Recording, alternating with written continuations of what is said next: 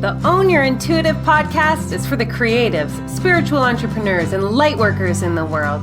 The shining ones who have been told to dim their light and stop believing in magic. I say screw that. The time to rise is now. To bring your gifts out into the world in a big way, creating a business that feeds your soul and your bank account. You are a magical being with the potential to change the world, one human at a time. The time for you to own your intuitive is now. So I'll just start with laughing. All right, everybody, this is such a magical conversation. We started it before, and enough of a conversation that my current guest is blushing because she knows where this is going.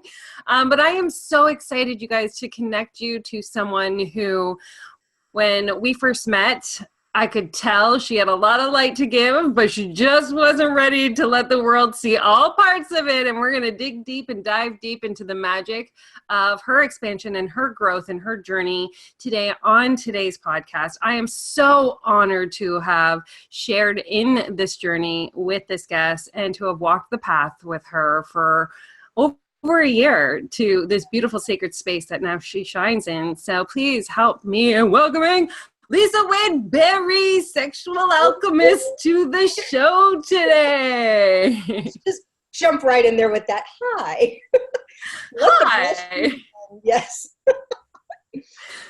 So in just a little preempt here, I do have to let the listeners know that both our internets have been like, we have so much energy shooting at each other that if it goes a little fuzzy or disconnects briefly, just to be in the space to honor that we literally are shooting energy light balls at each other that are messing up with both our internets because we are just so fired up today.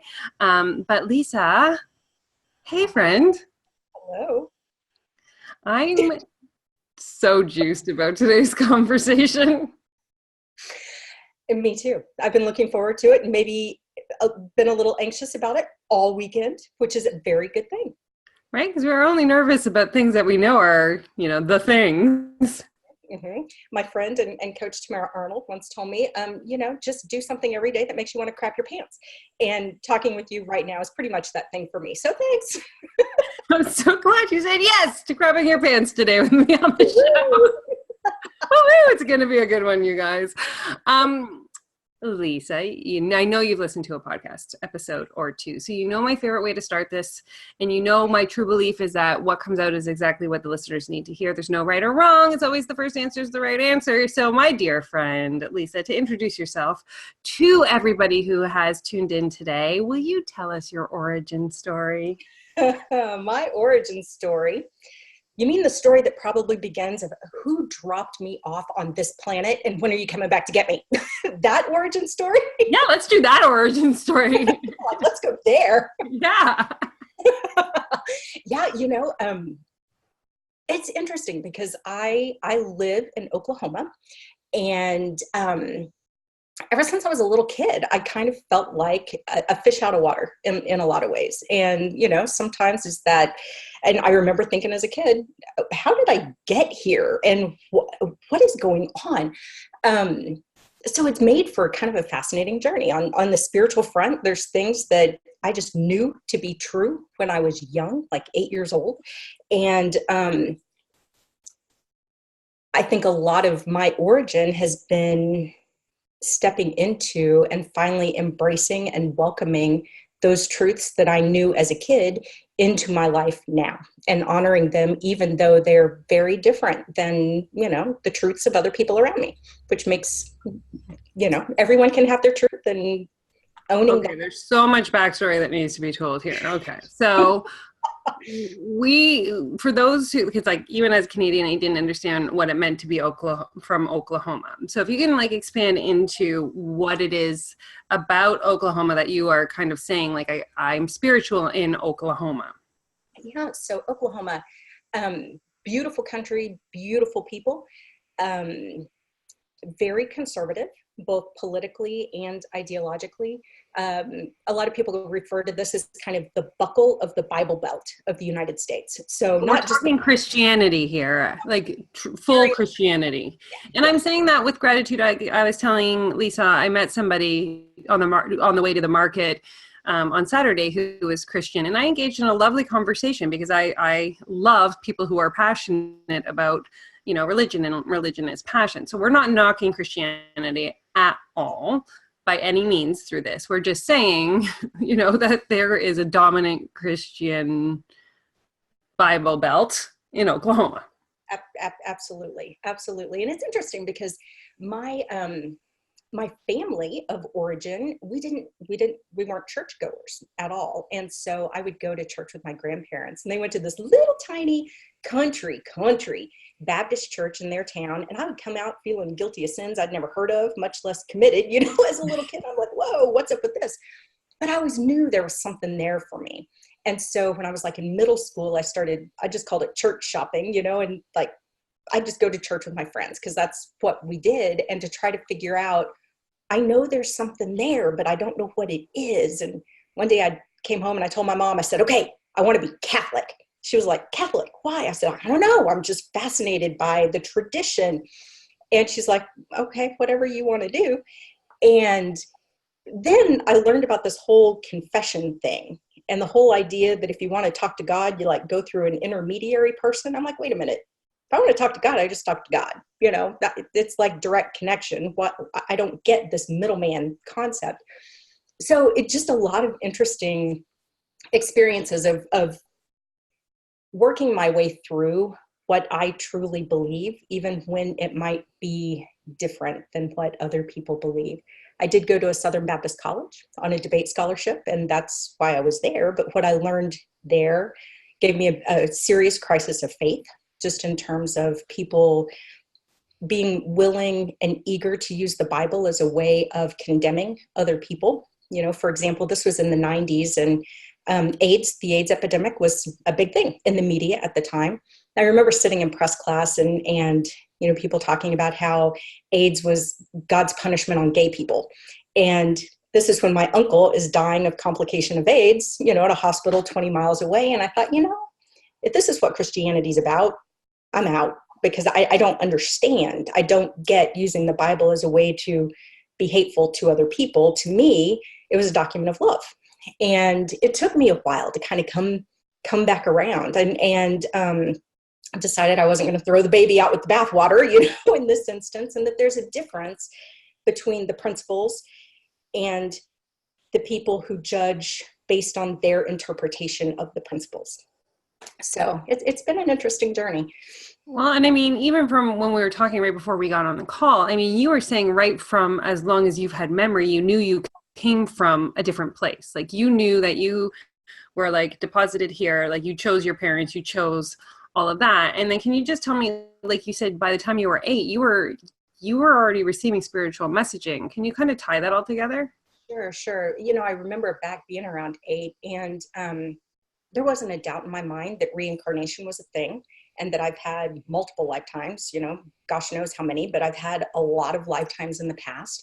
There was not a doubt in my mind that I chose my parents before I came into this earth. And quite frankly, you know, part of me was like, what the hell was I thinking? My mom's great, but man, my dad, woo, what was I thinking there? And, you know, I've come to understand that. And I also remember thinking, you know, I don't know how many people were on the planet at the time, but, you know, now in today's terms, if there are over 7 billion people on the planet, then there's 7 billion paths to God, you know, and if we choose to have a relationship with the divine, however we see the divine, it's choosing the path that works for us. And just in my mind, there was never just one path, and anyone who doesn't follow this one path is burning in hell. I just, that concept so never stuck with me. I just didn't get how people would think that way.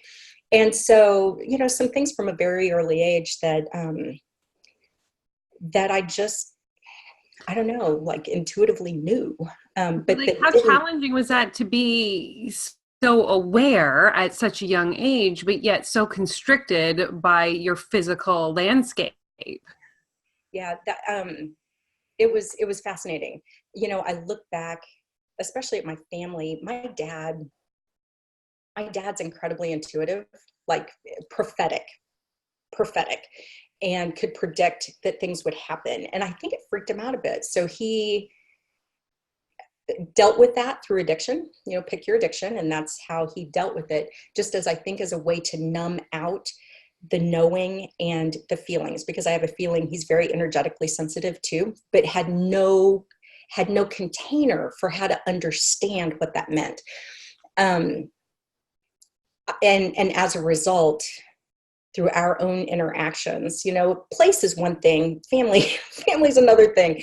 But I remember my parents got divorced when I was around 8, around the same time. And I remember it was Dad's weekend at one point, and we were bowling, which family bowling night should be fun, right? And I just remember I suck at bowling. I am so bad at bowling. And he kept yelling at me because I wasn't throwing the ball right. And I started crying, and crying was not okay. So you get yelled at for crying. And I remember at that moment saying, these feelings hurt too much. I'm done with this feeling thing. And literally at probably 11, 12 years old, decided to shut off my heart and to kind of live from the neck up from then on, because to me, that was just safer. And it's so interesting to look back and recognize a point in life where I just said, this feelings game is done. And how almost my entire life since then has been my journey back to opening the door to my own heart, because that's the nature of who I am. And in doing that in a place where who I am and what I believe maybe isn't at all standard, and being okay with that. So you went to the Baptist college, right? Mm-hmm. That's what it was called. And so you have your, what did you call it? A spiritual crisis, if you will. Yeah. My roommate was the one Jewish person on campus, and I've never seen discrimination toward anyone in my life like I saw toward the one Jewish person on campus in a Southern Baptist college. It was really fascinating. And she stayed? She stayed. Yeah, she stayed. To me, there was a lot of courage there, and her sharing her beliefs as well, which I admired the hell out of her for that. I mean, just really admired her. And you didn't pick her as a roommate, like the universe placed you two together. Yeah. Of course. Yeah. There was no accident there. There was no accident. But yeah, it was, it was interesting because I did have this little crisis of faith. And then I came back to Oklahoma after college, and I'd been going, before I went to college, I'd been going to an Episcopal church in my hometown, 10,000 people, in the town itself. So it's a small town. And the first 2 sermons when I got back, the first one was about how we view women in the Bible. And the second was about our relations with our Jewish friends. It was like, both times I was like, oh shit, here we go. And I was just kind of preparing for the worst.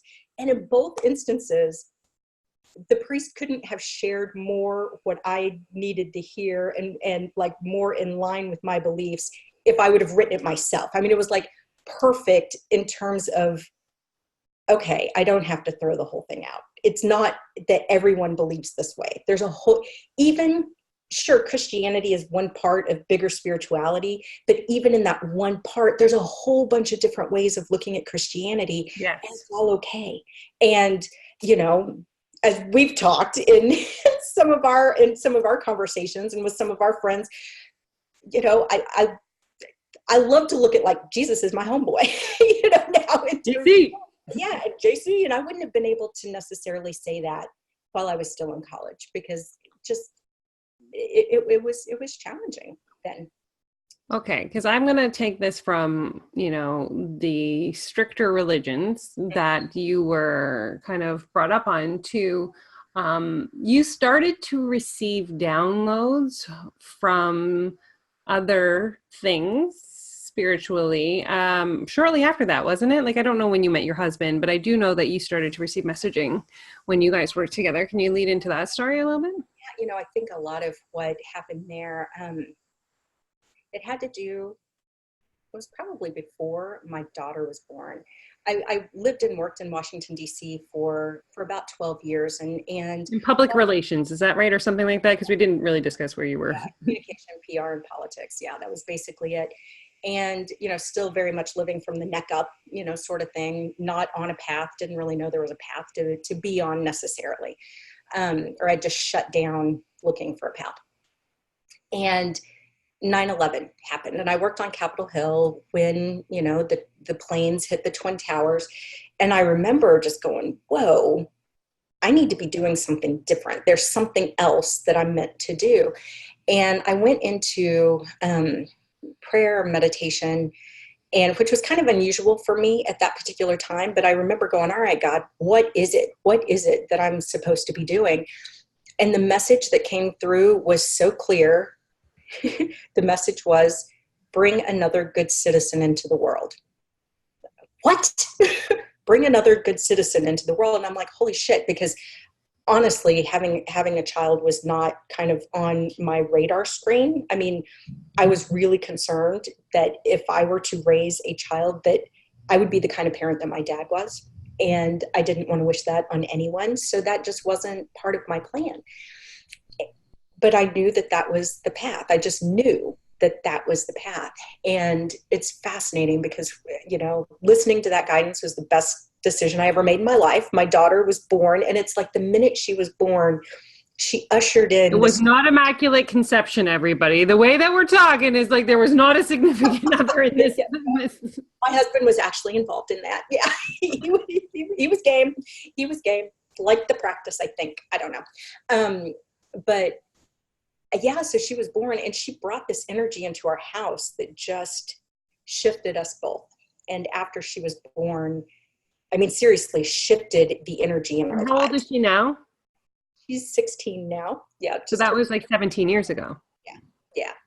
And since then, you know, it's been a really interesting journey since then, with both, you know, channeling information, getting downloads during journaling, interesting stuff during dream work. You know, I took a trip to Egypt in, I don't know, 2008, something like that. And when my daughter was born, the only way I can explain it is that I felt like my heart blew wide open. So here, this thing that I had totally shut down just blew wide open. And I realized I had no idea that the human heart had the capacity for so much love. I didn't know. And then when I went to Egypt, I had another experience at the Sphinx where, for whatever reason, you know, the paws of the Sphinx come out, and there's like this stela, this big, almost like a tablet that has a story written on it in between the paws. And I felt the urge to go put my heart against the stela. I don't know why, but when I did, it felt like a bolt of lightning came down and hit my heart in a really positive way, not in a scary way, but it was like, that was just another experience of my heart just being blown wide open again. And I've done my level best to try to close it back up a billion times since then. And I just keep not being allowed to fully do that. And I'm okay with that. So my question for you is, like, when you met your husband, I want to know this story. Like, how did you guys meet? Because I know that you guys both shared a very similar spirituality in the beginning. And so was that something that drew you guys together? No, he had grown up in the Episcopal Church, and that was the church where I, you know, that I felt the most comfortable in when I was choosing that. So we ended up meeting. We knew each other in high school. We didn't go to the same school, but we were both on debate teams, and so we knew of each other from the high school competitive debate circuit. And then we ended up working for, after I came back from college and he came back from law school, we ended up working for the same congressman. And that's actually how we reconnected. And then shortly thereafter moved to Washington. So together. And that's how that came about. And the spiritual, you know, we did go to church a bit before we got married. It was important to him to be married in the church, and the Episcopal Church, you had to be baptized in the church to be able to be married in the church. So we started going to church so I could get baptized and, you know, be married in the church. But, you know, as far as being part of a path that brought us together, it really wasn't. It was very much after my daughter was born that it was like our own innate spirituality was birthed at that time too. Yeah. And hey, Lisa. Yes. Will you tell a story about how you were woken up in bed with a download this one time? Um, there, there have been several times. Um, I remember one time, uh, Really want you to talk about the Hathors. Can we just go there? That's what I wanted to do. Hathors. Let's talk about the Hathors. So the Hathors, um, love me some Hathors. Hathors are this interdimensional um, race of light beings that hang out predominantly on the planet Venus. And they are all about energy healing and especially using sacred sound for healing purposes. They're on different dimension, obviously, in Venus. It's not like we see them there. But a lot of their purpose is to hold space for healing and enlightenment and ascension on the earth. So they are very much our friends. I was not familiar with the Hathors. I was in a kind of a metaphysical bookstore at one point. And I was like, okay, there's something in here for me. Show me what it is. I don't know what it is, but show me. And this CD was there, and it was Tom Kenyon doing Hathor chants. Like, I don't know what this is, but I need to get it. And that just kind of started my interest in the Hathors. Can I ask how long ago that was? Like in terms of, was it in probably 2005, 2004 or 5? It was while I still lived in Virginia, before I moved back to Oklahoma in 2006. So quite a while ago. After, my path had really kind of started, and I was learning a lot more about energy and about especially energy healing, archetypes and different dimensional, beings and races at the time. That was all fascinating to me. So that had all started.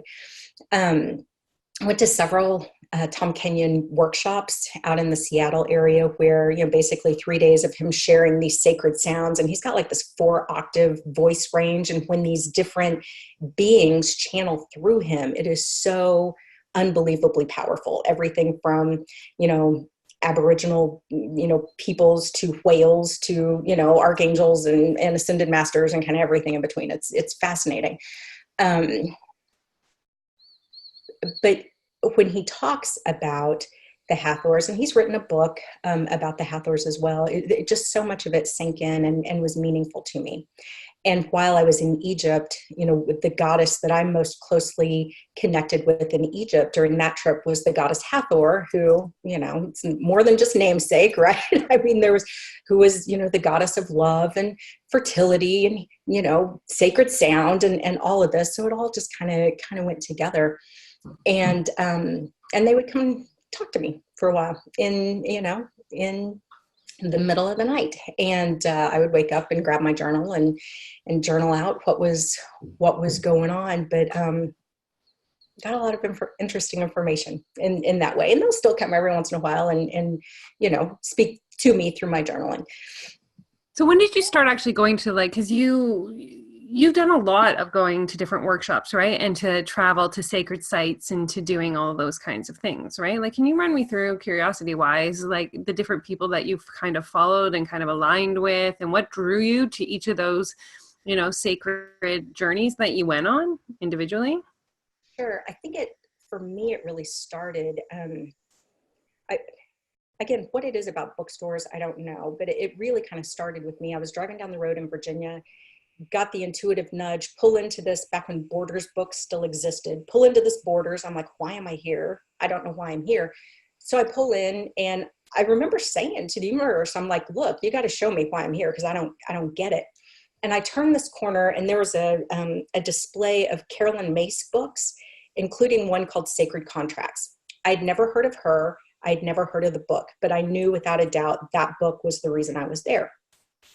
So, I picked up the book, and it was fascinating to me because, having not been willing to go into the heart space yet, it fed my mind so nicely, in terms of looking at astrological symbols and chakras and just all these different elements that my brain could wrap around and where I could see different connections. And in the back of the book, I was doing my little find your archetypes, your predominant 12 archetypes thing. And in the back of the book, there was encouragement to connect with an archetypal counselor in my area. So I found this woman by the name of Mary Anderson and went to visit her. And I just honestly thought it was, hey, let's talk about archetypes. And I get there and it was very much an intuitive thing. I get there and she says, your daughter's here and she won't stop moving. Can I have a conversation with her? I'm like, the hell are you talking about? My daughter's at a babysitter 20 minutes away. She was like, no, her energy is here. And this was all new to me. And I'm like, what the hell are you talking about? But okay, you do you. Okay. But she has this whole, and she was describing my daughter to a T and her mannerisms and spinning and twirling and the whole thing. And it boils down to my daughter had a message for her about one of her clients' children. Wow. Yeah. And she kept telling her she has a problem with her yellow, which was meaning the third chakra. Yeah. And she has a problem with her yellow. Get her a yellow crystal. It will help her. But the problems with her yellow, just let her mommy know that. And I didn't know anything about chakras really at the time. I'm like, what? And it's interesting because I reconnected with her years later. And she said, I just wanted to let you know that the encouragement to get the child a yellow crystal totally helped. That's exactly what she needed. And and that's kind of what led me to light grids as well, because my daughter would talk about talking with other kids through the spider webs. That's what she called it. It was like these spider webs that were almost like information highways for these kids who were still connected to the light and still connected spiritually to each other. And so like the first time I ever went to quantum touch, which is a form of energy healing, the first time I ever went to one of those workshops to learn how to, integrate energy healing, my husband was giving my daughter a bath and she starts talking about seeing mommy in the spider webs, that apparently when I was connecting in with, the energetic healing potential that's out there, that gave her the chance to also see me in the spider webs. And which is, she didn't know what light grids were, but spider webs was a concept that at 3, she got two, she would have been 2 at the time. So it's just been really interesting. From there, I worked with a woman by the name of Maureen St. Germain. She taught me about the Merkaba. Hold on. You're going to have to repeat that because we had a little frozen moment. We have a glitch. So a woman by the name of Maureen St. Germain. And that's where I learned like the Merkaba meditation, learned more about the Hathors. I was drawn to her because she taught about the Hathors and about the Merkaba meditation. And so you went from the Carolyn Mice to the Merkaba meditation. Yeah. And Maureen, that's where I first learned of light grids, called that. And she led the first trip, or the only trip I've taken so far, to Egypt. And so it was very much a spiritual exploration of Egypt. And then I also went with her later to Peru to explore, the spiritual traditions and opportunities there as well. And then worked with Tom Kenyon and, there have been others in between, but now you, yay. And, well, let's put my name in those. Yeah, let's do that. And like Catherine Greenfield, I'm learning so much from her right now as well. And yes. It's just been such a beautiful exploration of getting to learn more. And also, I think just as importantly, getting to connect with beautifully souled-hearted, like-minded, like-hearted people to enjoy and share the journey with. And to me, that has been so important, especially being in a place where I don't feel as many people around me physically that are maybe on the same path. And so being able to connect with others through programs like yours, through, these sacred journeys has just been such a gift to be able to grow into. I just want to come back to the fact that like you have been on this, you picked up like sacred contracts, what, 14 years ago? It probably would have been 14, 15 years ago. 2003, 2004, somewhere like that. Oh, there was another gal. Oh, very first one. Yes. When my daughter was born, I was seeing her about 45 minutes a day because I was still working on Capitol Hill. And I thought, yeah, that's not why I became a mom. So I stopped, started my business, went to this women's business leadership thing, training. And I met this gal in the bathroom who had this program called the Balanced Living Institute. And I was like, ooh, balanced living. I need me some of that. She was like, I talk to angels. Why don't you come learn? Let's talk more about energy. Come learn about your angels kind of thing. And I kid you not, the whole reason I said yes was because it was going to give me a night out of the house without having to be in charge of the kid. It was like mommy free pass to just get out of the house. And so I went to this evening workshop, and I remember the first thing she had us do, she said, rub your hands together, and do you feel the energy? And so it literally was a feeling of energy between the hands. And at that moment, the only thing I could think was, I have just tangibly touched God.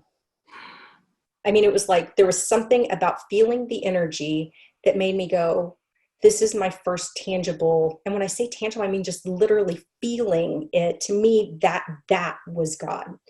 And I really think a lot of it started there. I had forgotten about that. Yeah. So I know that this is my kind of like synopsis here so far, and you can like totally like rant it if it's wrong, but like, so like you were kind of like a spiritual, by the time you were 8, you knew there were greater things, but you were kind of contained down due to familiar and situational stuff of where you were living. So you kind of shut it down, right? And then when your daughter was born, you reopened it, right? Blown right open. You followed the spiritual path. You took a spiritual journey. You opened yourself wide open. Now, I know that when I met you, you were closed again. Mm-hmm. Yeah. Right. So can you kind of tell me what happened to bring you to that level? Because by this conversation, it's like, oh my goodness, like I feel how connected you were to all the things. So what shut you off at that time? It was a fascinating journey. And the journey at the time was very much a complementary journey along a similar path with my husband at the time. And I very much felt like, and this was error in my thinking, and I get that now, but at the time, I very much felt like somehow my spiritual growth and connection and path was linked to him. And that even though our marriage was not in good shape at all, I'm sticking it out for the kid, and because I felt like that was the path for the spiritual understanding. And so when our marriage ended, there was a whole lot of stuff that went along with that I won't get into, but ultimately it led to me hiding under a rock, basically, to like shutting down all of this to any kind of external view, which has given me the opportunity to recreate or to open back up in a way that I know is based on me and not based on anyone else, Because you didn't open up while you were with your second husband, did you? No. Well, yeah. I mean, that's when. We were working together during part of that. So yeah, yes. Yeah. And so, a willingness to get back on the path, a willingness to feel more secure that I could get back on the path and be protected in doing that. Even at the time, I felt like my protection was coming from something outside of me, like he was my protection or something. And I finally had to get to the realization that wasn't it either, that all of this is me and my relationship with the divine and my relationship, especially with super badass protective goddesses that I love to call in and just feel their power and energy, course around me and through me. Love that. But that my connection was my connection, and it wasn't an ex-husband's, it wasn't a current husband's, it wasn't even a mentor's. It needed to be mine. And it took me a while to get to that place and to recognize that was true. to recognize that. And I mean, like, I just want to talk a second that, like, the journey back into self is not necessarily like a skip down a, tropical path and beautiful sunlight, with a pina colada waiting at the end. There is like, there are things, there's like a jungle cougar that comes at you, and then there's like brush that you have to get a machete and you have to like cut through, and like there's a whole lot of stuff to break through. And we had this conversation because you had said at the beginning, right before we got on too, you were like, finally I'm here, finally I'm doing what I meant to, finally I'm doing. And I was like, no, we can't say like it like that, because the journey had to go exactly the way it needed to go in order for you to get to this destination. Yeah. There's something to be said about going through life. Life is so cool about throwing bullshit our way. And we then get to decide, does the bullshit bury us, or is it the fertilizer in which we bloom? And finally, just coming to the realization that the shit's going to be there, and it's all about how we deal with it. And so choosing to get curious about the BS. I'm going to get curious and figure out how this can become fertilizer for blooming instead of suffocation. So talking about like spiritual reclamation, which you have done an exceptional job at in the last year and a half, right? Like the reclamation of self, the reclamation of divine connection, of understanding, of listening, of taking action on the receive, all those kinds of things. Can we talk about something really powerful? Okay. The reclamation of sexual energy. Yeah. There's that. Yes. Yes. And the blushing starts again. Yes. Which people can watch on the YouTube channel because it'll be live video. Yes. That's an area that when I mentioned this before, our very first conversation, the reason I knew without a doubt that I needed to work with you, and our very first, I finally actually responded back after a couple of missed attempts for the free energy reading. Let me read your chakras. No, okay, But I had always thought that my problem, my challenge, my block was in my throat chakra. It was a fifth chakra issue, and there were a lot of reasons that I felt that way. And when you jumped into my energy, you're like, oh, yeah, but it doesn't stem from there. It doesn't start there. I'm like, what do you mean? Where's it start up? I'm like, oh, it's a second chakra thing. And I knew without a single doubt that you were absolutely right. And I didn't have any idea what to do with that. I'm just like, yes, and so joined the Chakra Business Academy, and then the Magical Mastermind, Avalon, and through the course of learning more, what does the sacral chakra mean? How is that connected to everything else in my life? My willingness to be seen, my willingness to be creative, to allow that creativity to be born into the world through my throat chakra, my willingness to allow prosperity and abundance to flow to me, to actually receive, and the whole idea of the womb, for receiving and growing, all of that has just taken this whole other journey. Now, what's fascinating is that it's all connected to past life stuff that I've remembered, that this is not a journey. This is not my first rodeo on the sacral chakra journey, in the sexual energy journey. And to become aware of how learning about using sexual energy as a tool for spiritual growth and expansion and even ascension, I've been doing this for lifetimes and sharing and teaching this for lifetimes. And that's my purpose in this lifetime. And there was all this BS that had, built up and had suffocated that completely out of me until I decided to shift my thinking and see it as fertilizer instead. And that's a whole heck of a lot of fertilizer. So now I'm ready. Who are, like you say, like sexual energy is like the catalyst for all of this. Can you define what sexual energy is in the way that you are describing it and how you work with people with it? Sure. Sexual energy, really that latent, different traditions might call it different things. Some people call it like Kundalini energy, for example. But that energy that lays at rest, in between our root and our sacral chakras, just waiting to be activated.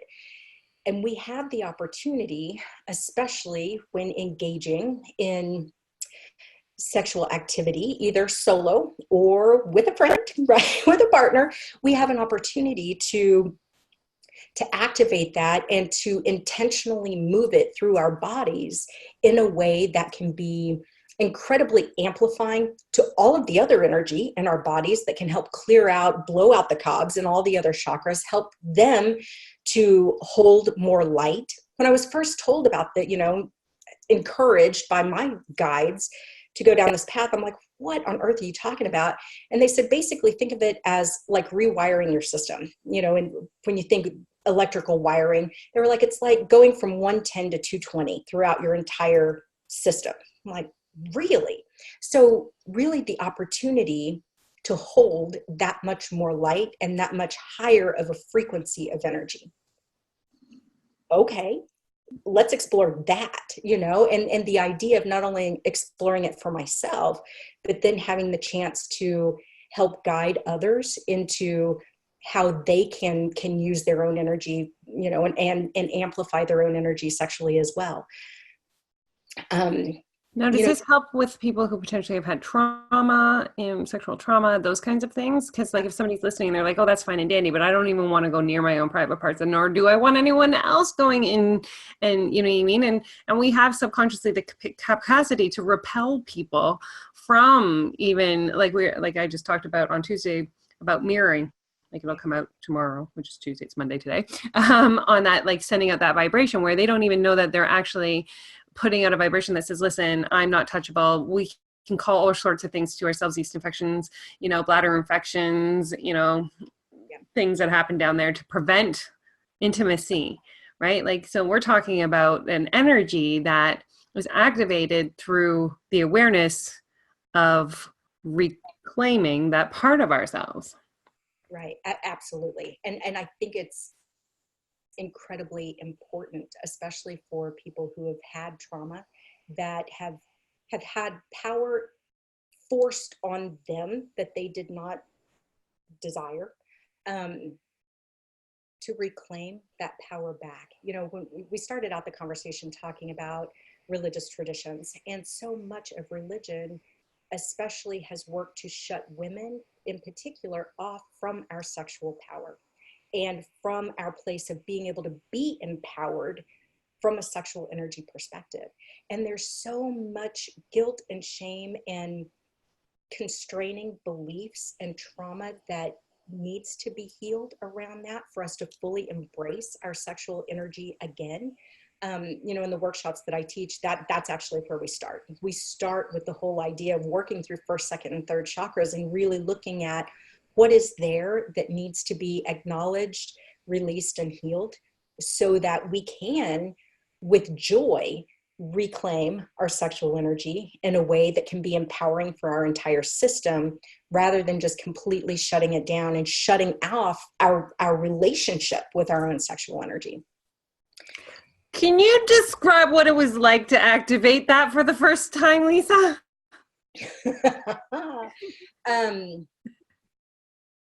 It was cool. Best homework ever, right? There are some spiritual traditions that do not believe in orgasm, right? I mean, some of the Tantra traditions believe you hold that energy, because if you actually have an orgasm, like the energy's lost or whatever. And and that's cool for some people. And if that works for them, that's great.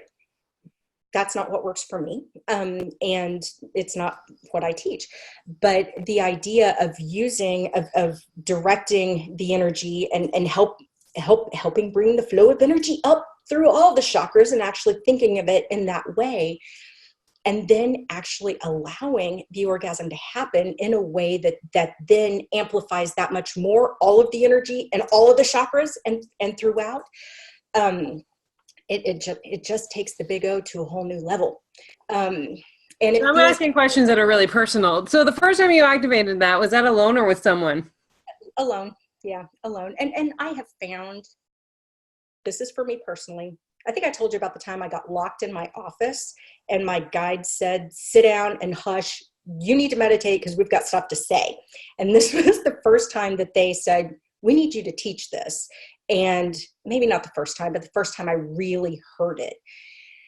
And I was going through trouble in my marriage. And I'm like, we were on the verge of separating the first time. I'm like, come on, your timing sucks. It's, right. And they said, you've always been a do-it-yourself kind of girl. This is going to be no different. I'm like, okay, blushing again. I'm like, all right. For me personally, what I found is that understanding how to work the energy solo first is helpful. Once you add a partner, it just adds these other layers of complexity that when both people are in alignment and kind of on the same page, that complexity can be beautiful and like amplify it that much more. But understanding how to move the energy solo first, I think is really important. So yeah, for me, it was solo. So, because I think this is an important thing to talk about, because I think there's those that are, thinking about launching businesses and thinking about like stepping into what it is, their stardust, their light, their passion, their mission. You downloaded that your spiritual team sat you down and they were like, Lisa Wade Berry, do it. You are on this planet to heal sexual itch, to like light the path of sexual energy, to be the divine feminine reincarnate in this human existence. Like, and you said, yes, I hear you. I know that to be my truth. I can feel that in all levels of my cellular system. From the minute you downloaded that to you owning that part of you, what would you say with the time span there? And like, what did you go through to get to that place? So really knew it was the path probably last October. Drug my feet, resisted. Oh my God, no. All the reasons why the no. Oh my God, no, not here. I'm like, you realize I'm in Oklahoma? And my guides are like, you think people in Oklahoma don't think about sex? Okay, okay, there's that, but total resistance, complete resistance. Kept working through it, kept doing my own sacral work. Just really working there's so much blockages there and so much crap that I held, beliefs and shame and guilt and just the junk, that I needed to work through and remove and heal for myself. Honestly, I did, I have taught around this topic, and it was one of those, clarity comes with action. Thank you for teaching me that, Tamara. Take the steps, clarity will come. And that was true. But honestly, as far as fully embracing, truly embracing it, it has been within the past week. And literally this morning in my journaling, even more information is coming about that is explaining to me why this is my path, what the ancient connections are, what I'm here to do. So it's an unfolding and evolving process that apparently will involve and does involve my own energetic initiation, but then the opportunity to share that energetic initiation or attunement, however you want to look at it, with others through the process of workshops and the course that I'm teaching as well. And I think that's so powerful. But like, even like sidebar is like, even I just gained clarity on what it is that I'm doing. And I've been doing this for years, right? Like it is the process. It's the journey. No entrepreneur ever has it fully figured out. We are always evolving and shifting and changing based on the messages we're receiving, which I think is really like, you have done that well. And I want to like call you out on that. Like, I just think that the way that you talk with ease about receiving, like, oh yeah, they told me to pull over and to go into a bookstore. They tell me, and you just listen, right? Like, I want to honor the gift that you have, and it is really profound and special. And I'm just telling, for those that are listening, even for me, like, I'm changing the name of the Chakra Business Academy. I'm rebranding the whole thing to the Energy Funnel. And that was a really uncomfortable thing to go through, right? To get to that place of, but that's how I'm known, and that's what the name is, and that's what you told me in the first place, and now you want me to like shift it, and now, like, you know what I mean? And then with that shift comes the work. Mm-hmm.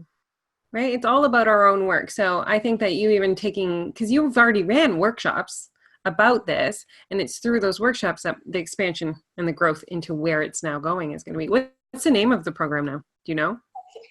I still need to give it a name. The workshops before it's just been an introduction to sexual alchemy, which people are like, what the hell is sexual alchemy? What does alchemy even mean? So I need to come up with a better name. But yeah. I still think you're a sexual alchemist. Sexual alchemist. I like that.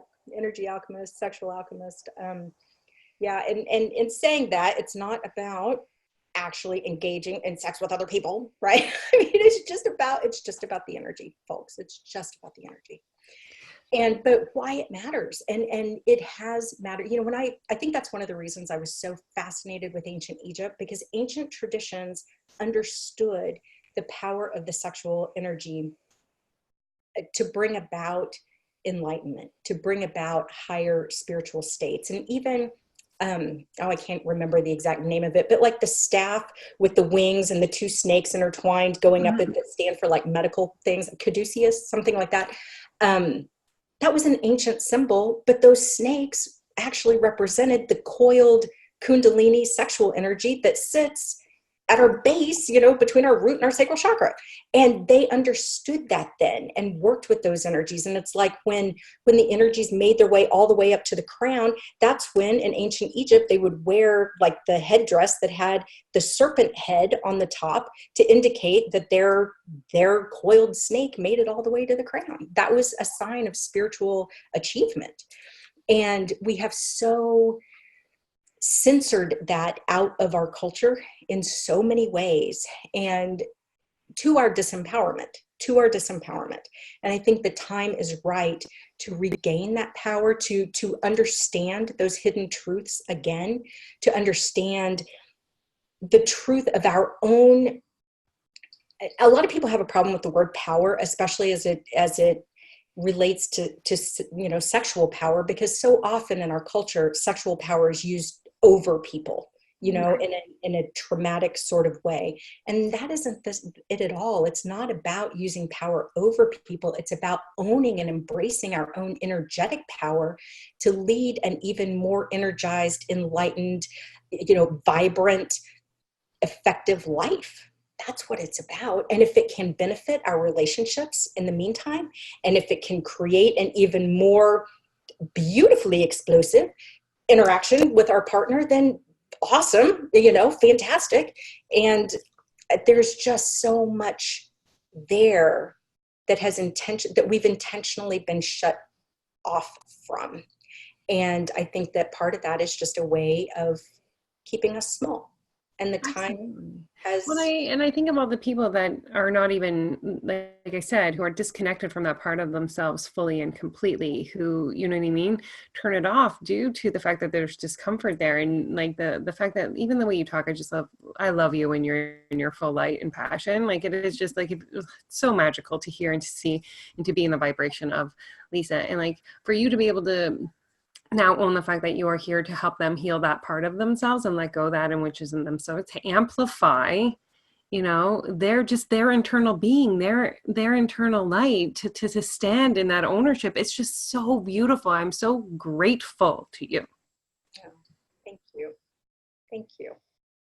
Because when I had the opportunity to join you in Tulum last year, and that's when kind of we were talking about mission statements, I think, our personal mission statement or something along those lines.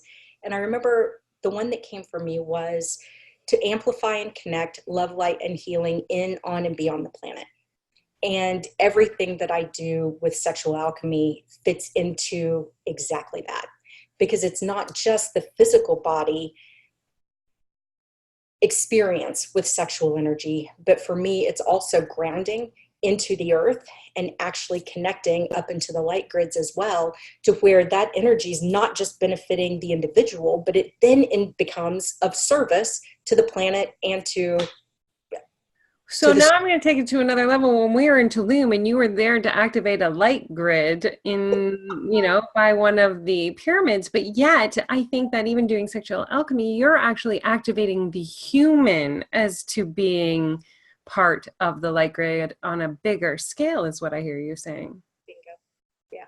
Boom! Like if I could mic drop this for a moment, because I really haven't talked to you in a while, and I'm like, wow, we have evolved the light grid activation to something even bigger, like, and more powerful, more profound. Woohoo! So with all of this, a while back I was doing an energy reading, and one of the concepts that came to me was this idea of this different way of looking at the Holy Trinity.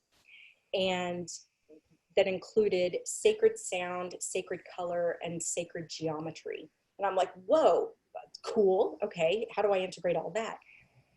All of that's coming to be integrated into the sexual alchemy, flushing into the sexual alchemy conversation too.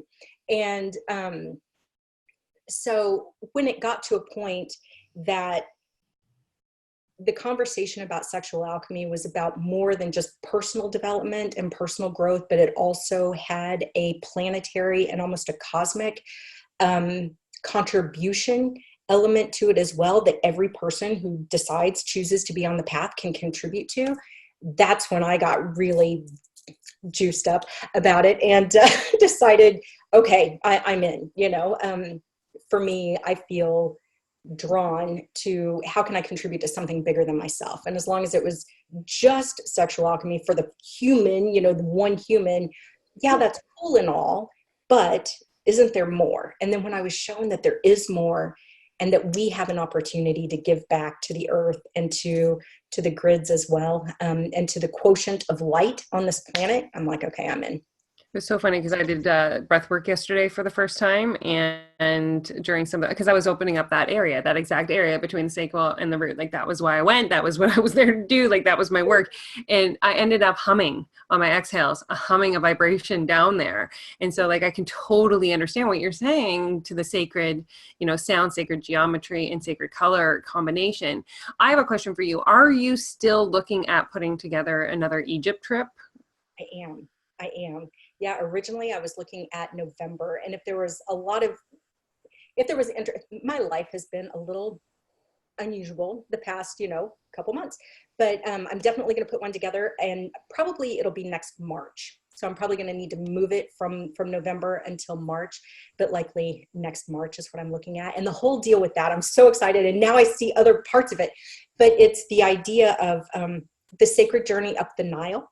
And in ancient Egypt tradition, the Nile River and the temples that were on the Nile actually corresponded with the chakras. And so an opportunity as we literally sail up the Nile River, stopping at the different temples, learning about understanding their connections with those particular chakras, working with the deities there as well, clearing and amplifying our own chakras. And then apparently there's sexual energy component with it as well. And well, so I know that I'm in for that. Just count me in 100% to that trip to Egypt, because ever since you mentioned it, I knew I was going. I told you that when we were in Tulum. When you do have the link, I will add it to this podcast for there to be a way for people to connect with you. If you are interested in that automatically, you guys, send Lisa an email or a message. We'll put her information in the show notes as well. But I do need to know this, because I know this is going to be a hard question for you, Lisa. I know with every ounce of my being, this is going to be a challenging question. But I'm gonna restrict you. I'm gonna restrict you to one, and I want you to tap in and tell me the one book that had the most impactful difference in your life right here, right now. Just one. Okay, so the one that comes up immediately is The Alchemist. The Alchemist. The Alchemist. Yeah, the first time I read that, it stirred something inside of me, and it's the one book I'll go back to over and over again. Almost. Well, isn't it funny that it ends in Egypt too? Like, I see a lot of symbolism happening here. There's a pyramids thing. There's the whole search thing. There's the whole alchemy thing. That's the one that when I read it, I was like, oh, and I felt a stirring. There have been so many books that have been. Well, I know, because I know how much you read. So that I was like, woo, we're gonna this might be challenging. But in terms of like this is this a new program that you put together? You're just like, is this going to go along with your second book? Because she's a 2-time author, friends. Yeah, working on the second book right now, which is called Courageous Co-Creation. And it's all about being willing to actually co-create life with the divine. And so sexual alchemy is a small component of that.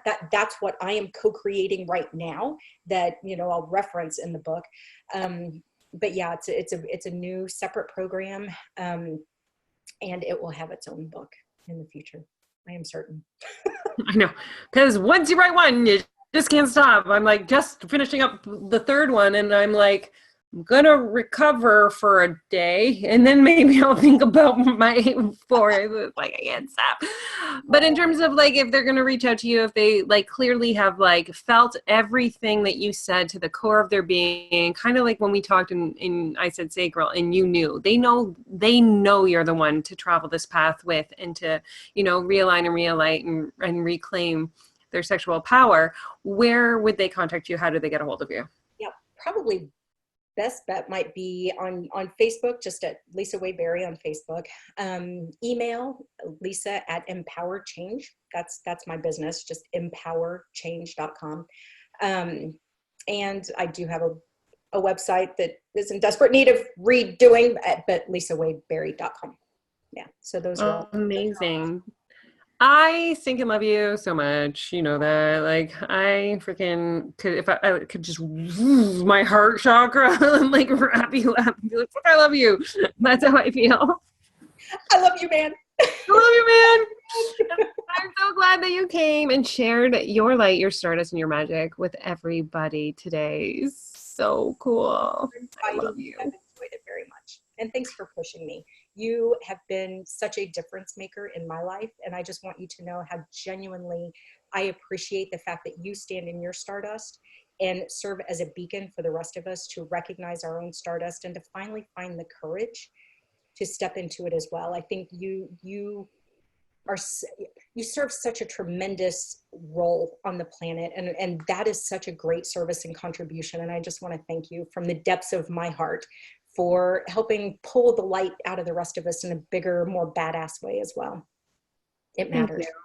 Thank you. That means the world to me. It does, because from the point of light, like the point of from a light worker is we just shine, right? We just shine, and sometimes we forget that it has impact, and it creates change, and it shifts lives. And so I receive that with the greatest love and gratitude, and honestly, I needed to hear that today. So you fan the flames to help other people's light shine even brighter, and that matters. It matters. And I truly am grateful. As I am to you for joining me on the journey. And now look at you amplifying your message out into the world, all fiery, like with sex in it. Get my little belly dance moving. All right, soul sister, guys, I really do hope you reach out to Lisa. She is like divinity in the female body, like truly. And we will talk next Transformation Tuesday. Thanks for everybody listening, going on this journey with us as well. Yeah. See ya.